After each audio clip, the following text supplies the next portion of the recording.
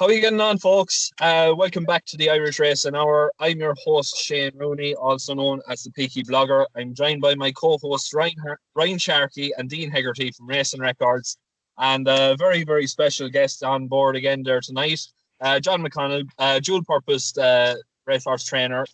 John, welcome on board. Thanks, guys. Thanks for having me. Before we, I suppose, crack into it, John, I just say for those who mightn't know you personally or know, say, the background to you, like, just give a background introduction. Like, I know you're a qualified chef, or sorry, a qualified I can't cook it all. I'm not going to cook it all. No. Oh, Jesus. We'll yeah. That's about all I can do. You're lucky Ryan can edit all that out, Shane. Thank God we're not live streaming. Flippers part 2. Flippers part 2. But yeah, John, just going back, say, I suppose just give a background introduction about yourself. Like, I know you're a qualified vet. Say, how did you get on, say, from there to training horses? Yeah, well, my folks had a mare too, like a brood mare too, when I was younger, very small scale. And Michael O'Brien, the trainer, who would have been Dennis Cullen's father-in-law, he trained very, very close to me. So I always had a big interest in racing, and I rode out for Michael and enjoyed my time there during the summers. And after I qualified in veterinary, I always wanted to train. So it was always a plan. How I was going to get there, I didn't know. But anyway, I started out with a restricted license, just with a couple of horses, and I was actually in Monaghan at the time, which wouldn't be a big racing county, apart from Oliver Brady when he was alive. So it was, we just had a couple of horses, and yeah, it went from there. It got to a point then when I had enough horses that I could maybe have a go at it properly. So that was in about 2008, and yeah, that's been going on and on since then. So the last few years we've been very lucky. We've really kind of had a bit more success than we were having, and you know, things are good at the minute. But keep my feet firmly on the ground, you know. Yeah, that's it. John, I just want to take you back in time to the 30th of June 2005. Your first winner, Grand Lily, in your local track, Bellewstown. Just how special was that, considering it was 4 years after you took out the license, and the fact it was in your local track as well? It must have been very, very special for you. Yeah, well, it wasn't my local track at the time. I'm from Kildare originally, so and I was living in Monaghan, so it from that respect, it wasn't my local track at that stage, but it definitely is now. But it was unbelievable. She was actually quite a good mare, and things had gone wrong with her. She got brought down one day in Roscommon when I'd had a lot of money on her, and she'd been in season the next day, and stuff had gone wrong. And it was I think she was 33-1. It was a winner's hurdle, but she won and won well, and then she went on and won again in Limerick that year, and then was fourth in a grade 3 in Tipperary, but actually broke down in that race, and that was her last run. So it was real, the ups and downs of racing in one season there. But you know, it was more a sense of relief that actually, God, I can train a winner. Thank God for that, than anything else, you know. Yeah, well, like that's definitely it. But I suppose going from strength to strength, then you trained your first group winner in October 2020. Just how special was that, or was it more, I suppose, relief more so than anything else, like that you finally, I suppose, crossed that thing off the bucket list, and that you finally got your first group winner? Yeah, I mean, it was brilliant. I'd had a few graded winners over hurdles. Very early on, I think it was 2007 maybe, I had a grade 3 winner of a juvenile hurdle in Fairyhouse, and another one had won a listed hurdle and a grade 3 hurdle as well. So I'd had a little bit of success in that regard, but somehow the group races on the flat seem a bit more important sometimes. And you know, as well as that, I owned the horse, so it was a big. It was absolutely huge to take on O'Brien and Jesse Harrington and whoever else had runners in it, and to win and to back up the faith we had in the horse. We always had a lot of confidence in him. It was out of this world, really. Yeah. Yeah, that's it.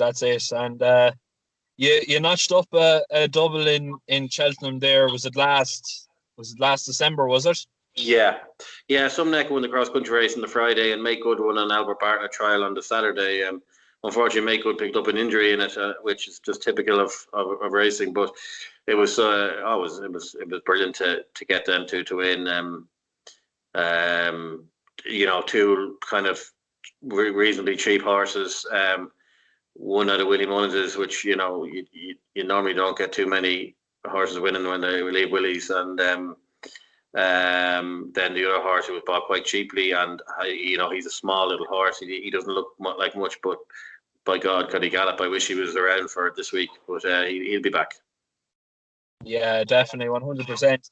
But going on to, I suppose, this week then, just what sort of horses have you entered up, and is there any of them with any, I suppose, real life chance?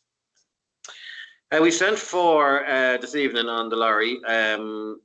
They went out with Noel Mead's horses in one of the 5-star transports lorry. Longclaw, he's a horse I got. The owners gave him to me. He was with Gordon.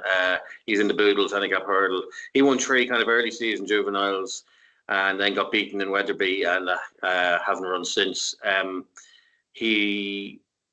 He's a horse that doesn't show a whole pile at home, but when he goes away to do anything like a gallop or school, he really comes alive. So I'm hoping that's going to happen when he's over there. And he's very fit and well. I mean, that race is a bit like a lottery, So I just hope he runs well. It's very hard to analyse 4-year-old form, I think, but he couldn't be any better. I have some neck in the cross country, obviously, on Wednesday. We have to take on Easy Land and Tiger Roll, which we didn't have to the last time, so it's going to make it a lot tougher. Like if one of them turns up like their old selves, then we're gonna struggle. But I mean, they haven't run to like their old selves this year, but I mean, I'm sure one of them probably will turn up. But it's good to be going there. He's 4th favourite, so he's a definitely each way chance. Another one is in a couple of races in the Coral Cup and the Kim Muir. He went as well. I'm still not sure what race I'm going to run him in, but it'll probably be the Kim Muir. He's slightly better handicapped over fences, and he's actually in super form. He's had a long winter break as well. So, but again, the Kim Muir is a tricky race. What I think my best bet of the week is in the Albert Bartlett at Streets of Diane. He's won around there in October. He loved the drying ground will suit him. Some of his form it's pretty, really reads really well.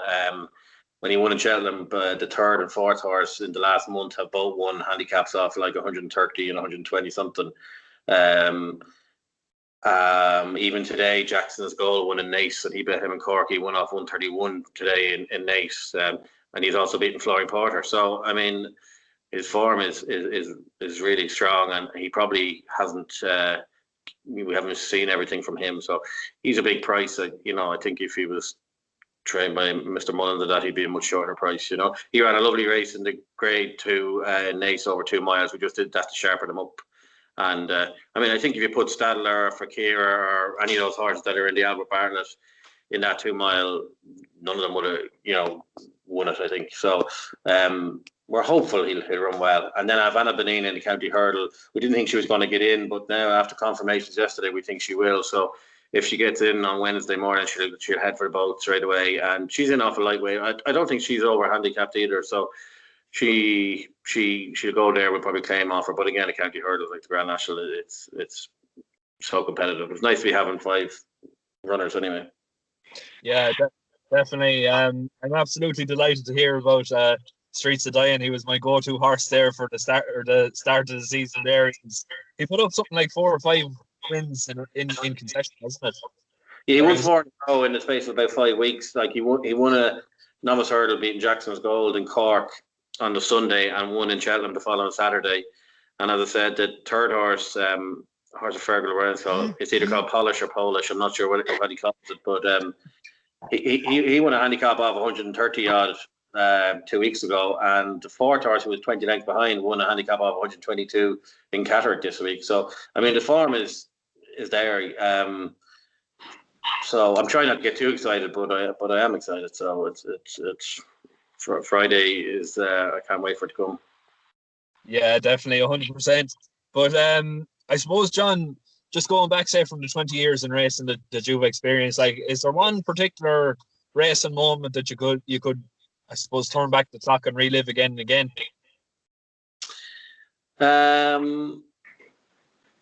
Of my own ones, I mean, Case of You in the Curragh was pretty special, you know. It was, it's hard to beat that one. That would probably be my own personal highlight of just a general one.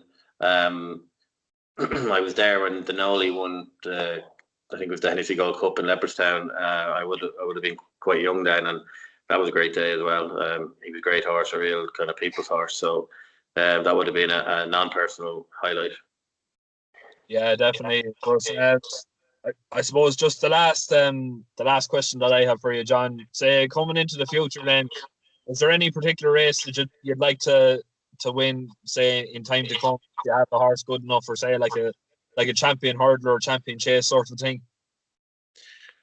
I love the Grand National, and some neck will run the Grand National, providing he's okay after Cheltenham. I'd love to win that. It was always my dream to have a runner in it, so hopefully he'll get into it. He looks like he will get into it. But to win that would be absolutely amazing. But really, any good race I'll take at this stage. It's just trying to keep the momentum going that we have. You know, it's hard. The jumps, like, you know, with Henry and Willie and Gordon, I mean, they don't leave a lot for anyone else. So it's very, you just have to try and keep that momentum going. And obviously the flat is ultra competitive too. But the Grand National would be a big thing for me on the over the jumps anyway. Yeah, that's 100%. Ryan, Dean, do you want to ask a few questions? Yeah, I'll jump on. And John, just myself and Ryan, like, we love Dundalk. We do Dundalk previews there every week. Just how important is Dundalk to a yard like yourself? Oh, it's been brilliant for me the last couple of years. First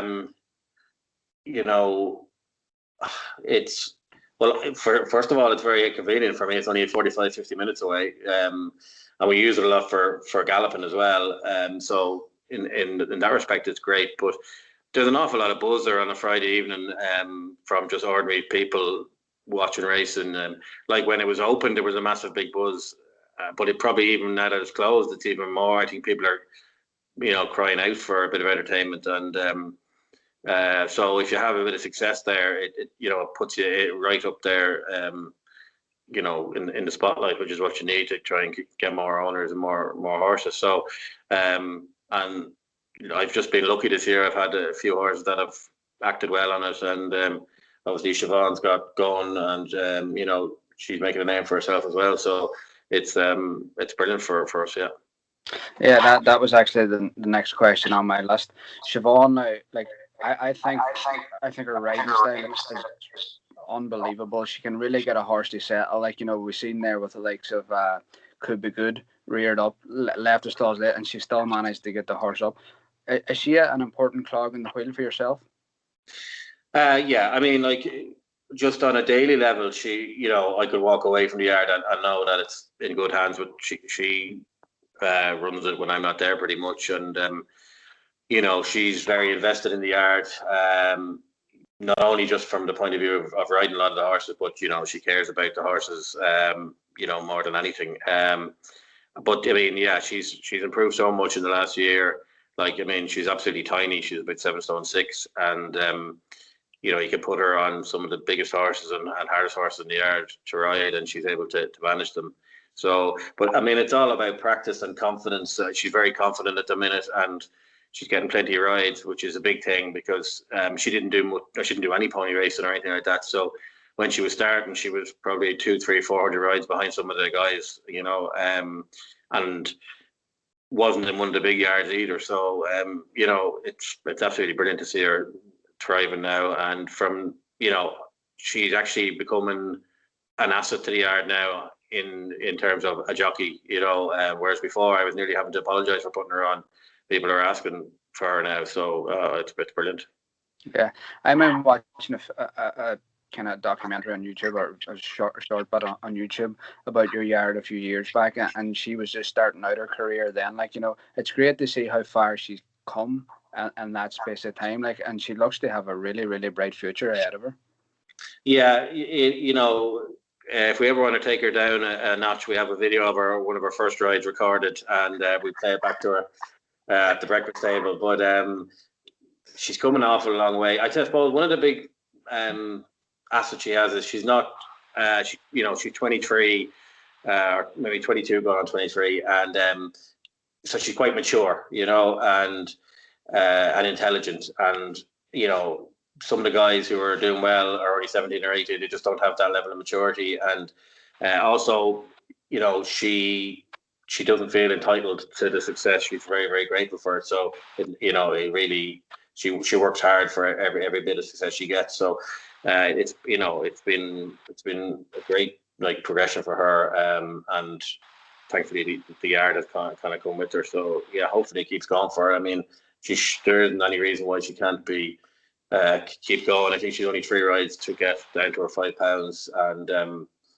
hopefully she can keep going with it. I mean, in some ways, being a female jockey now, it's kind of nearly a good thing, because people are, it's in the news, So, if she can keep the momentum, then she should have a really good career out of it.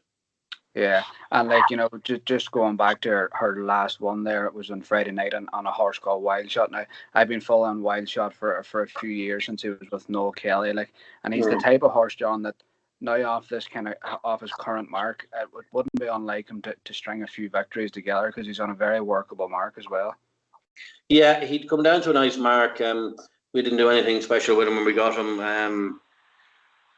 He just took a little while to acclimatise to our way of doing things, but we thought he had a great chance on Friday, and she rode a lovely race, didn't panic, knew that the pace was strong, so she was happy where she was, kind of in the rear, mid division or whatever, and he won very well. But you could see her confidence there. Even she only gave him a couple of taps and put her whip down. And I think there was another ride she won on, I think it was for Tony Martin on Drakensburg. She never hit the horse at all, and that takes a lot of confidence. Some apprentices are very quick to go for their stick, because it's their kind of go-to thing. But she has the confidence now to only use it when she needs it. So yeah, you can see it growing every day. Yeah, and John, just when you mentioned there about Friday nights in Dundalk and there being a great buzz about it, I was fortunate enough to be involved in a syndicate last year. Actually, a horse of yours beat us twice. Rockview Roman, I was involved with Bell Power. But as you say, the Friday nights around Dundalk, there's a great buzz around that evening meeting. I actually can't wait to get back there either. Yeah, I always enjoyed going in under the stands there, where the bar is, and the food carvery is, and there's always people there, and talking to them. And if people aren't there, I know there's a lot of people watching it at home, probably having a few cans or whatever. And it's definitely something that it's a thing now, Friday night at Dundalk. So and it's definitely probably got more horse in my yard and other yards, where lads coming together, maybe 20 or 30 guys, and it's not too expensive then to have a horse to go to, because I mean, you don't need to spend a lot of money. You can see from some of the claimers, between 5,000 and 10,000 would get you a horse that has a good chance of competing. So, it's been a long winter now. I'm kind of looking forward to the turf now at this stage, but you'd be lost without it. Yeah, and Rockview Roman there, just when we're speaking on him, is he still about?